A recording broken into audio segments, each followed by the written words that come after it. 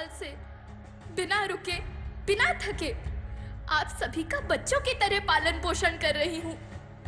मैं तब भी थी जब आप लोग नहीं थे, और मैं तब भी रहूंगी जब आप लोग नहीं रहेंगे। पर अब ऐसा लगता है कि मैं थक रही हूँ। आपकी धरती माँ थक रही है।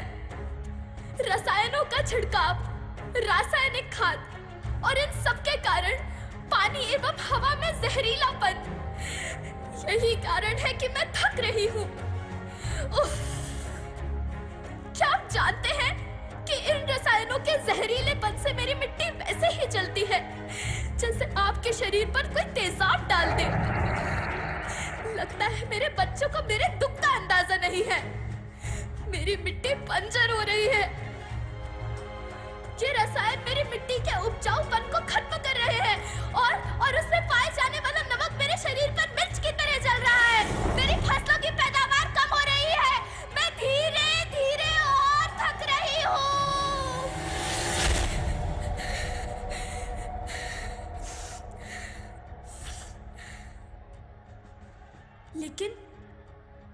लेकिन अब मुझे याद आता है कि पहले मैं बहुत सुंदर थी, बहुत प्रसन्न थी, हमेशा हंसती थी।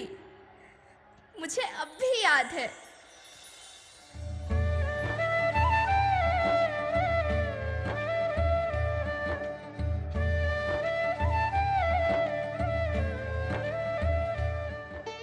मैं तुम्हारी माँ सुंदर क्यों ना होती?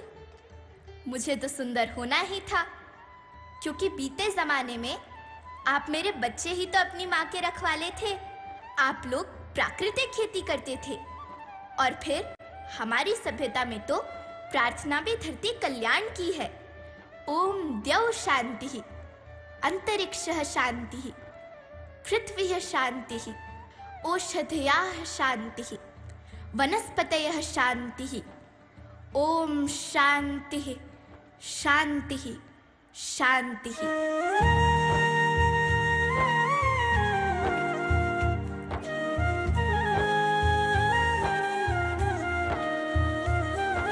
नदियाँ, जंगल, झरने, पर्वत रखना इन्हें संवार के। इनको रौंदा तुम न बचोगे, धरती कहे पुकार के। बेमौसम की वर्षा होती, कहीं पे मिट्टी बंजर बनती। बंजर मिट्टी और भी तपती, धरती कहे पुकार के।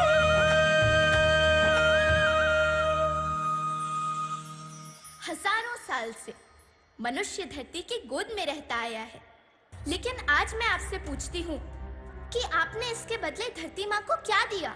ये जहरीले रसायन, अप्राकृतिक खाद जो मिट्टी को बंजर कर रहे हैं, उर्वरकता को बर्बाद कर रहे हैं।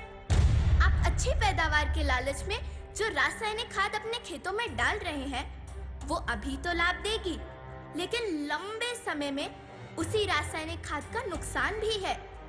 रासायनिक खाद जहर समान है, और तो और फसलों में पानी की खपत भी बढ़ गई है, जिससे खेती की लागत बढ़ रही है और पानी का स्तर जमीन के काफी नीचे जा रहा है।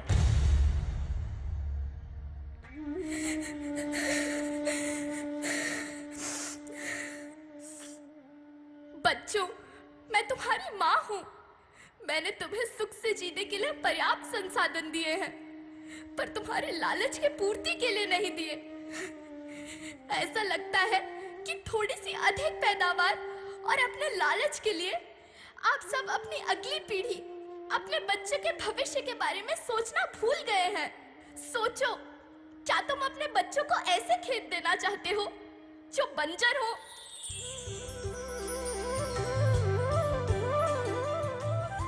अरे तुम तो विंध्य की बेटी हो, मध्य प्रदेश की बेटी हो, भारत की बेटी हो।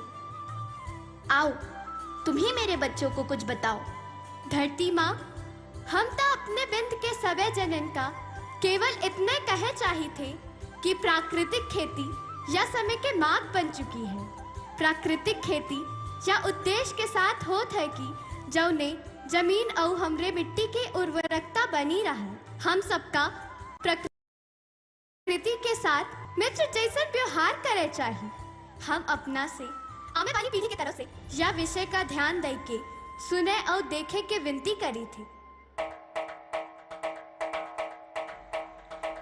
अभी न संभले मेरे बच्चे तो फिर तुम पछताओगे। नेचुरल फार्मिंग न हुई तो हाथ धरे रह जाओगे। माँ का शोषण कौन है करता, कौन है मिट्टी जहर से भरता। जब से जैविक खाद को छोड़ा, खुशहाली से नाता तोड़ा। अभी न संभले मेरे बच्चे तो फिर तुम पछताओगे, तो फिर तुम पछताओगे। लेकिन धरती माँ, आपको सुरक्षित और प्रसन्न रखने का उपाय क्या है? एक ही उपाय है, धरती एक, परिवार एक, भविष्य एक। इस मूल मंत्र को आत्मसात कर लो। प्राकृतिक संसाधन को बचाओ, प्राकृतिक खेती को अपनाओ और परंपरागत देसी पद्धति से जैसे गो आधारित उत्पाद, जीवामृत, बीजामृत, पंचगव्य, गोमूत्र, छाछ का उपयोग करो ताकि मिट्टी की उत्पादकता बनी रहे। याद रखना, मैं माटी हूँ। माँ होना मेरे नाम में बसा है। पोषण करने के लिए ही मैंने जन्म लिया है। करोड़ों सालों तक धरती पर सांसों की डोर आगे बढ़ाई। पेट भरा जब सबका, तभी मैंने संतुष्टि पाई। वो माँ हूँ मैं सबकी, जिसने जन्म न देकर भी जीवन संभव बनाया। अन्नदाता मेरे पुत्र किसान, तुमने ही तो इसमें मेरा साथ निभाया। दिन रात सींच पसीने से मुझको हर मुंह तक रोटी पहुंचाई। जब तुमने माथे मुझे लगाया, मैं हरियाली बनकर मुस्काई।